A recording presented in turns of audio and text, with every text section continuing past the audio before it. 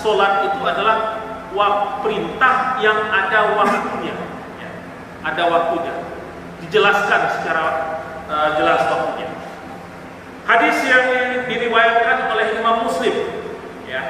Hadis riwayat Imam Muslim dari Abdullah bin Amr bin As radhiyallahu anhu bahwasanya Rasulullah SAW bersabda, waktu zuhur adalah apabila matahari telah condong sedikit ke barat hingga bayangannya seorang menyerupai panjangnya, ya. Apabila matahari telah condong ke sedikit ke barat hingga bayangan seseorang menyamai panjangnya selama waktu asar belum masuk. Artinya, kalau matahari terbit di barat atau di timur? Terbit. Matahari terbit di timur, ya. Berarti kalau jam 9, bayangan kita sudah ada jam 9, jam 10, jam 11 sudah ada. Tapi bayangannya ada di mana? Bayangan ada di barat, kan? Kemudian sampai ke atas. Nanti ini ada waktu zawal dan segala macam kita bahas. Dia mulai cenderung ke barat, mataharinya yang condong ke barat, ya, mataharinya condong ke barat. Akibatnya begitu dia ini lewat sedikit, pada saat di atas bayangan kita kan nggak ada, ya. Dia bergeser sedikit, muncul bayangan. Disitulah mulai masuknya waktu zuhur, ya. Disitulah mulai masuknya waktu zuhur. Sampai kapan waktu zuhur ini? Sampai mulai dari timbul bayangan sampai bayangan ini sepanjang bendanya, ya, sepanjang bendanya. Itu adalah waktu zuhur. Waktu asar ditandai dengan lebih panjang sedikit bayangan daripada bendanya, ya. Waktu asar belum tiba. Waktu asar adalah selama matahari belum menguning, selama matahari belum menguning, ya. Jadi mulai dari tergelincirnya lebih panjang bayangan daripada bendanya sampai matahari menguning. Waktu maghrib adalah selama mega merah belum menghilang. Waktu isya adalah separuh malam yang tengah. Nah, perhatikan di sini. Nanti saya agak sedikit fokus ke sini, ya. Waktu isya adalah separuh malam yang tengah, ya. Artinya apa? Pertengahan malam. Kalau malam itu disebut dengan jaringnya. Kalau jam kita standar, ya, normal, dari maghrib dari jam 6 malam sampai jam 6 pagi, ini yang disebut malam. Kalau siang dari jam 6 pagi sampai jam 6 sore, ya, pembagian waktunya. Nah, di dalam hadis ini disebut waktu isya itu adalah setengah malam. Kalau setengah malam itu sampai jam 12, ya, sampai jam 12, ya, sampai jam 12. Kenapa setengah malam? Kalau dari jam 6 sampai jam 6 12 jam, ya. Kalau 12 jam setengahnya adalah 6 jam. Hitung aja. 7, 8, 9, 10, 11, 12, ya. Itu hadis yang pertama. Kemudian hadis yang kedua, hadis yang diriwayatkan oleh Tirmizi, Nasai, Ahmad dan Darqutni, Baihaqi, ya, ketemu di dalam ke beberapa kitab ini. Ibnu Abbas menceritakan kepada kami, Nabi SAW bersabda, Jibril mengimaniku di Baitullah 2 kali. Pertama kali ia sholat zuhur ketika bayang-bayang seperti tali sandal. Kemudian ia sholat asar ketika bayang-bayang sesuatu sepanjang bendanya. Kemudian ia sholat maghrib ketika matahari terbenam dan orang yang berpuasa berbuka. Kemudian sholat isya ketika mega merah telah menghilang. Setelah itu ia sholat subuh ketika terbit fajar dan makanan menjadi haram bagi orang yang berpuasa. Pada kali yang kedua atau pada hari yang kedua, ia sholat zuhur ketika bayangan setiap sesuatu seperti sesuatu itu. Sedangkan untuk waktu sholat asar seperti kemarin, Kemudian ia sholat asar ketika bayangan setiap sesuatu itu seperti 2 kali panjang benda itu. Kemudian ia sholat maghrib pada waktu seperti yang pertama. Kemudian ia sholat isya yang akhir. Isya yang pertama adalah maghrib ya. Ketika ia telah berlalu sepertiga malam, ya, sepertiga malam. Kemudian ia sholat subuh ketika bumi sudah mulai terang. Lalu ia menoleh kepadaku dan berkata, "Hai Muhammad, ini adalah waktu para nabi sebelummu, dan waktu sholat adalah yang diantara 2 waktu tadi." Hadis riwayat Tirmizi, Nasa'i, Imam Ahmad, Darqutni dan Baihaqi. Hadis ini ada prolognya sebelumnya. Dijelaskan pada waktu Rasulullah Isra dan Mi'raj menerima perintah sholat langsung dari Allah 5 waktu, ya ceritanya panjang ya, 5 waktu tapi kita persingkat saja. 5 waktu beliau turun sampai ke bumi sebelum subuh. Yang diambil atau yang didapatkan oleh Rasulullah pada waktu itu adalah baru perintahnya, tapi SOP-nya belum tahu bagaimana cara menjalankannya, waktunya kapan, itu nggak ada.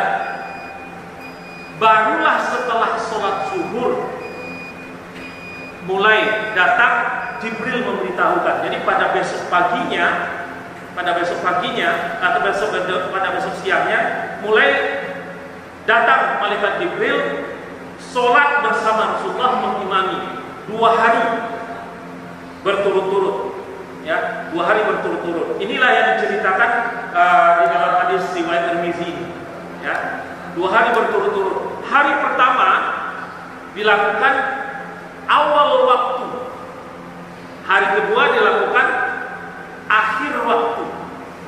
Maka di ujung di hari kedua setelah selesai, maka Jibril mengatakan ini adalah batas-batas waktunya. Jadi antara hari pertama di awal waktu dan hari kedua di akhir waktu. Sholatlah di antara kedua waktu. Ini prolog hadisnya, ya, cerita sebelum hadis ini muncul. Ada dalam keterangan yang lain. Jadi Bapak yang dimuliakan oleh Allah, ini adalah waktu yang sudah ditetapkan. Jadi waktu sholat itu saja itu ditetapkan oleh Allah, bukan Rasulullah yang berpikir.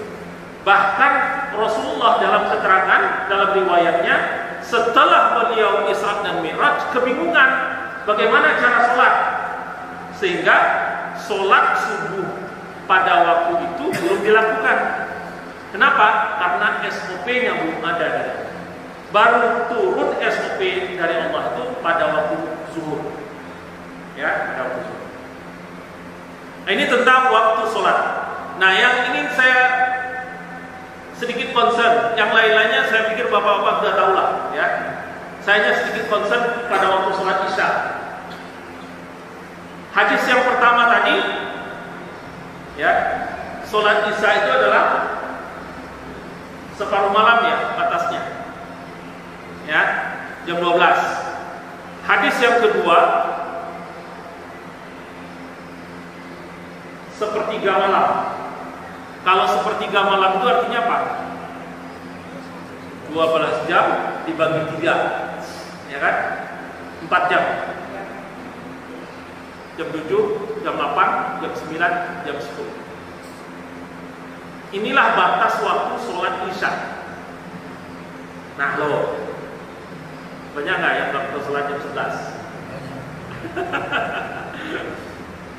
Apalagi waktu, kalau sekarang banyak yang udah pensiun, ya. Apalagi waktu masih dulu hebat-hebatnya lah, sehebat-hebatnya. Kadang-kadang baru pulang udah jam 1, gitu. Jam 12 malam baru pulang sholat. Nah, ini yang harus kita pahami. Batas sholat isya itu ada, bukan tidak ada sholat, bukan waktu subuh batas sholat isya. Karena di kepala kita, pemahaman kita banyak yang kita memahami bahwa batas waktu sholat isya itu adalah sholat subuh. Ya, betul nggak? Ada yang memahami begitu?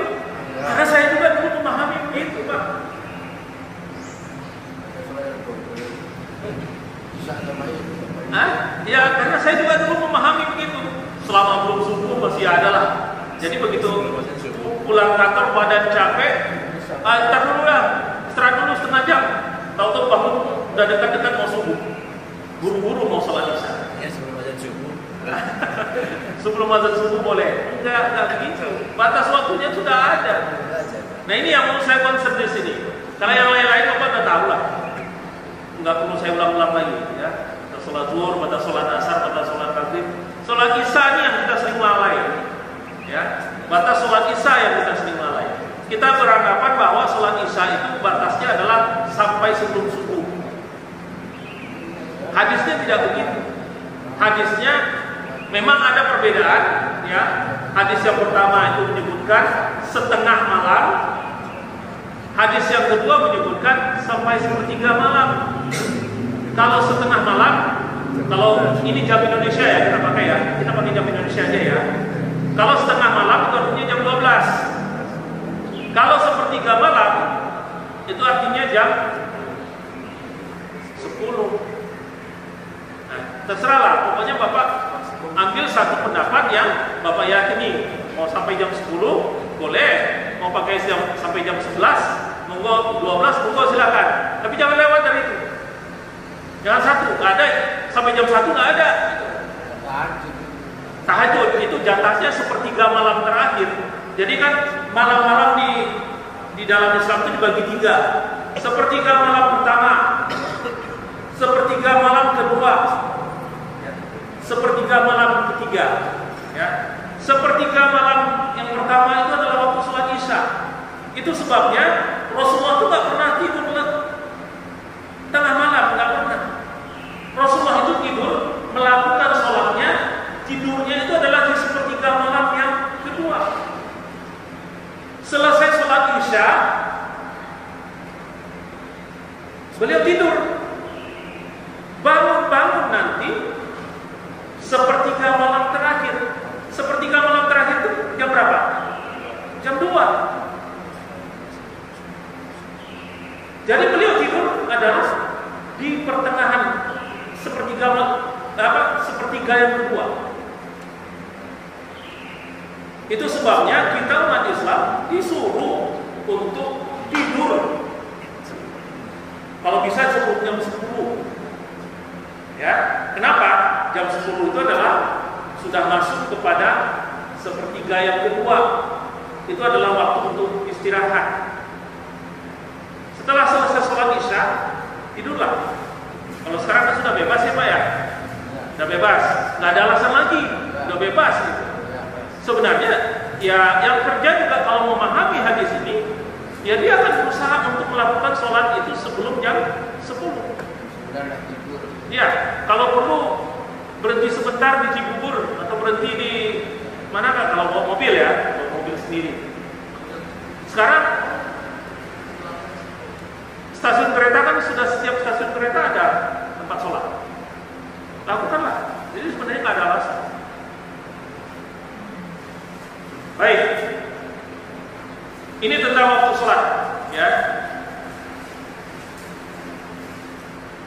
Nah, dari kedua hadis tersebut dirinci, ya. Keempat imam mazhab menjelaskan lebih rinci.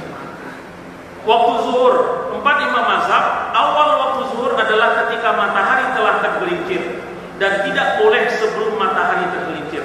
Ya. Awal waktu zuhur adalah ketika matahari telah tergelincir dan tidak boleh sebelum matahari tergelincir. Nanti kita jelaskan dengan gambar, ya. Ini banyak dilanggar. Tapi nanti pada waktu kita membahas waktu yang terlarang sholat. Ya. Dalam mazhab Syafi'i dan Maliki, kewajiban zuhur adalah di awal waktu sampai dengan panjang bayangan sama dengan tinggi benda. Mazhab Hanafi mengatakan kewajiban sholat dikaitkan dengan akhir waktu. Sementara sholat di awal waktu hukumnya sunnah. Apa Pak bedanya? Ini dua pendapat ini. Kalau mazhab Syafi'i dan Maliki mengatakan kewajiban sholat itu di awal waktu jatuhnya. Ya. Kalau mazhab Hanafi mengatakan kewajiban sholat itu jatuhnya di akhir waktu. Di awal waktu itu hukumnya sunnah. Apa bedanya? Ada yang tahu apa bedanya kira-kira? Di awal waktu sunnah menambah nilai plus. Nah, ini kasus menjadi berbeda kasusnya kalau ketemu dengan kasus ya. Kita bisa memahami. Contoh, misal perempuan, waktu sholat perempuan dan laki-laki kan sama, ya, perempuan. Waktu zuhur sudah masuk, atau waktu sholat yang lain, ya, waktu sholat yang lain. Waktu zuhur, anggaplah waktu zuhur sudah masuk, dia belum sholat. Kemudian baru dia sadar bahwa dia haid pada jam 2, setengah 2 lah. Setengah 2.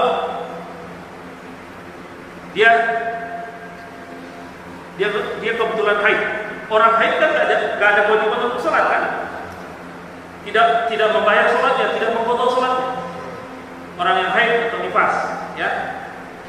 Nah, di dalam mazhab Syafi'i dan Maliki, karena kewajiban sholat itu sudah jatuh di awal waktu, maka orang yang haid, perempuan yang haid, jam setengah 2, dia kan nggak bisa lakukan sholat lagi, dia belum sholat.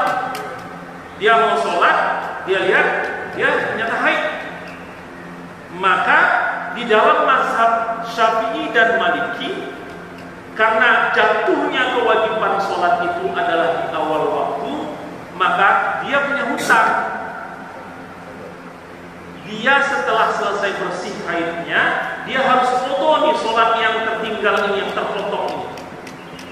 Ya. Tetapi di dalam mazhab Hanafi, karena kewajibannya jatuhnya itu di penghujung waktu atau di akhir waktu, maka kalau haidnya datang jam setengah 2, maka dia tidak wajib memfoto sholat zuhur ini. Di situ bedanya, ya. Terlihat bedanya. Kalau ketemu dengan kasus. Tapi kalau nggak ketemu dengan kasus, kita agak sedikit sulit membedakan pendapat atau fatwa dari kedua imam ini atau dua kelompok imam ini. Mazhab Syafi'i dan Maliki, dalam kasus itu, kalau dalam mazhab Syafi'i dan Maliki, wanita itu harus memfoto sholatnya setelah dia bersih nanti. Yang sholat zuhur itu saja. Tetapi dalam mazhab Hanafi, dia tidak perlu memfoto. Kenapa? Karena jatuhnya kewajiban itu adalah di akhir sholat. Ya. Waktu sholat asar, Maliki, Syafi'i dan Hambali, awal sholat asar adalah akhir sholat zuhur. Bayangan lebih panjang dari tinggi benda. Ya, saya pikir kita semua sudah tahu. Hanafi, awal waktu asar adalah ketika bayangan suatu benda 2 kali lebih panjang daripada tinggi benda. Sedangkan akhir waktunya adalah matahari tenggelam. Ini agak beda, ya. Mazhab Hanafi agak beda dibandingkan tiga mazhab yang lain. Awal waktu sholat asar adalah bayangan suatu benda 2 kali lebih panjang. Jadi bukan hanya lebih panjang saja, tapi 2 kali lebih panjang. Artinya di dalam mazhab Hanafi, waktu sholat asarnya itu lebih mundur dibandingkan mazhab Maliki, Syafi'i dan Hambali. Ya. Kalau dalam mazhab Maliki, Syafi'i dan Hambali, waktu sholat asar itu adalah akhirnya adalah bayangan lebih panjang daripada tinggi benda. Bayangan lebih panjang daripada tinggi benda mulainya sampai akhir. Baik, kita lanjutkan. Waktu sholat maghrib dan isya. 4 imam mazhab, waktu sholat maghrib adalah saat matahari terbenam dan tidak diundurkan. Jadi keempat imam mazhab fatwanya sama tentang sholat maghrib ini. Itu sebabnya waktu sholat maghrib ini jarak antara azan dan qomat itu sangat pendek. Bahkan beberapa melakukan setelah sholat, setelah azan, kemudian baca doa, langsung qomat. Ya, kenapa? karena 4 imam mazhab mengatakan adalah tidak dimundurkan. Ya, waktu sholat maghrib adalah saat matahari terbenam dan tidak dimundurkan. Jadi pada waktu malaikat Jibril datang di dalam hadis yang kedua tadi, pada waktu malaikat Jibril datang, maka beliau melakukan hari pertama dan hari kedua sholat maghrib itu waktunya sama. Jadi nggak ada celah. Kalau sholat isya kan celah tadi, zuhur ada bercelah antara hari pertama dan hari kedua. Hari sholat khusus untuk sholat maghrib, maka hari pertama dan hari keduanya sholat maghribnya sama di waktu yang sama. Ini ditafsirkan, difatwakan oleh keempat imam mazhab bahwa waktu sholat maghrib adalah matahari terbenam dan tidak dimundurkan. Ya. Di dalam mazhab Syafi'i dan Maliki, cuma mereka berbeda di akhir waktunya. Akhir waktu maghrib adalah syafaq, mega merah yang muncul setelah maghrib, yang juga artinya adalah masuknya waktu isya. Hanafi dan Hambali, akhir waktu maghrib adalah hilangnya cahaya putih setelah hilangnya mega merah, masuknya waktu isya. Akhirnya mereka waktu akhir daripada sholat maghrib ini sama, adalah sebelum waktu isya masuk. Nah, waktu sholat subuh, keempat imam mazhab